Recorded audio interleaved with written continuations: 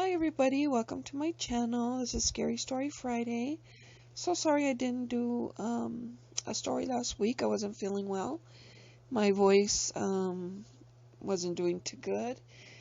But anyway, I'm going to do a story today, and this is a story of when it's not too scary, but it's kind of creepy. It's when my mom was pregnant of me. Anyway, my mom was about 8 months pregnant, and I was the sixth daughter, and she already had five other girls. And she was worried because she wasn't feeling any movement or anything, or she was just really worried about that. So she went to the doctor, and they couldn't find a heartbeat. So what the doctor suggested is probably that I had died, and they told her to check herself into the hospital, and they were going to give her surgery to take the baby, well, take me out and give her a hysterectomy, and so she wouldn't have any more kids because she was already getting older. So my mom was like, okay, and my mom always did what the doctor says. She never questioned them, which you should always get a second opinion, I believe.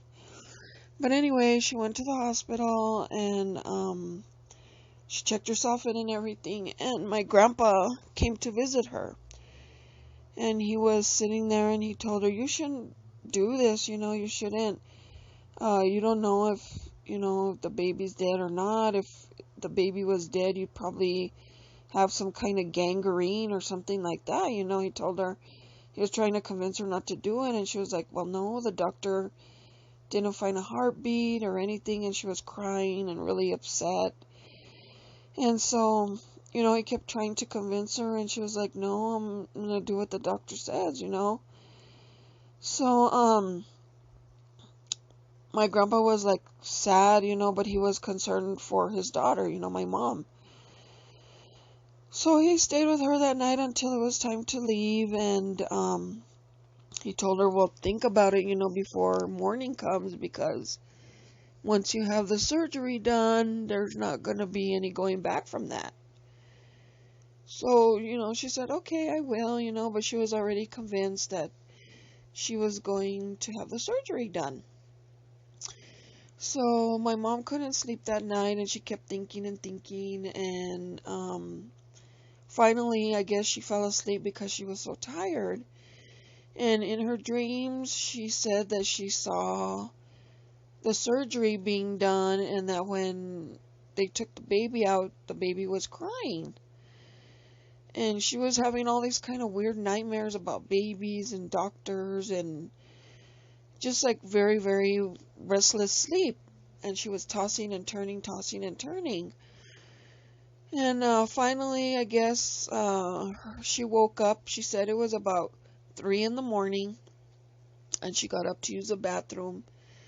And the lights wouldn't go on in the bathroom, but she needed the bathroom anyway, so she went in there carefully, used the bathroom, and sat back up in bed.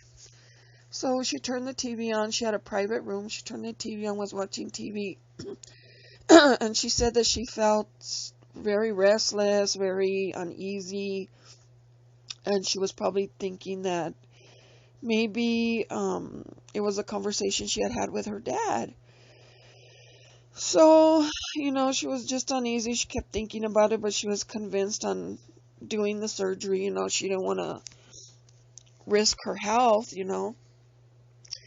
So, she couldn't sleep that night, and, her TV was having problems with electricity and stuff. It was like getting static, and then it would come back on, and then the voice would go off, and so she just turned it off. And when she turned off the TV, she heard like from really far, she heard like crying, and she thought maybe, well, maybe it was a patient in distress or something. So she pressed the button and called the nurse, and the nurse goes, no, we didn't hear anything, Helen.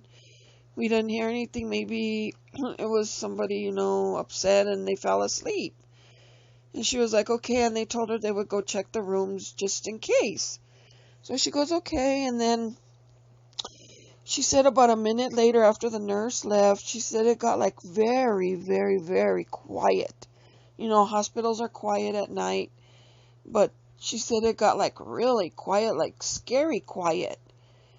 So she decided to get up and look out in the hallway. So when she got up and opened the door in the hallway, because she was at the end of the hall, and let me see, backstory, the nurses is like in a little cul-de-sac, so you could go all the way around when you're walking that floor, so, you know, in case you want to exercise or whatever. So anyway, she saw an old lady coming down the hall.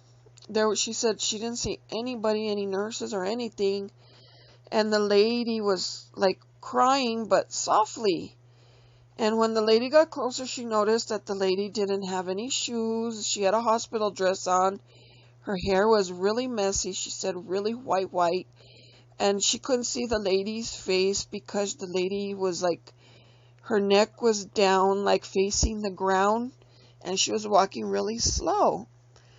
And my mom was like, this is so weird. This is so weird, you know? So when the lady was passing my mom, she said it got really cold. And the thing that freaked my mom out the most was that this lady was carrying a white sheet from her hand all the way. The sheet was so long, it was all the length of the hallway. And that must have been like 100 feet maybe. And my mom said the sheet was white, like almost glowing. And the lady did not acknowledge my mom. She passed my mom and you could hear her crying. And she kept walking and the sheet covered the whole hallway. She was dragging at the lady. And my mom says she got the chills so bad. And she ran into her room and shut the door. She didn't want to see anymore. And so my mom was very freaked out, so she took it as a sign that not to have the surgery. So she called in the nurse and she told her, take my IVs off and all that, I'm going home. And the nurse was shocked. And so she goes, okay, you know, it's your choice. So my mom got ready. She called my dad. She called my grandpa. And he came and picked her up and he was so happy. And he said that she had made the right decision. And she told him what had happened. And he told her, yes. He goes, that was a sign. So she was very affected by that. And she came home and she had me a month later. And the problem was that when I was born, I was a full-term baby. I was only 3 pounds. And they expected me to pass away. I passed away twice and they brought me back. And, you know, my mom took very good care of me. You know, she said that I used to fit in a shoebox. I was so little. But, you know, they took great care of me and I'm here today. So that's my scary story. Hope you guys enjoyed it. I will see you guys later. Remember to comment, like, and subscribe and let me know what you think, guys. So have a good Friday, everybody. See you later.